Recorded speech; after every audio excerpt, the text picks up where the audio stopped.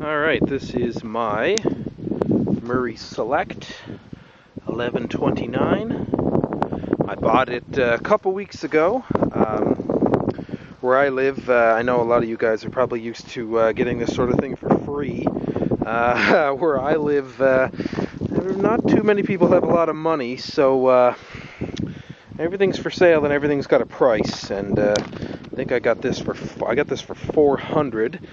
It's a 2000 and what are we at here?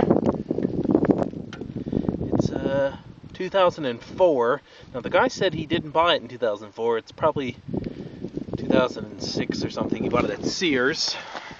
Anyway, it's got a 11 horse Tecumseh. Really nice machine, really well run. Just a guy that never took care of it, kind of a rich guy.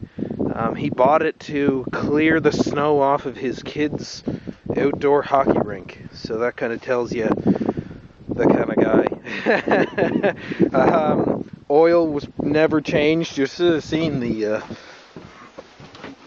don't know if you can see that or not, it's just a black tar that came out of it. In fact, it's so bad that the dipstick is permanently stained. Anyway, I'm going to fire it up, do a little bit of a cold start.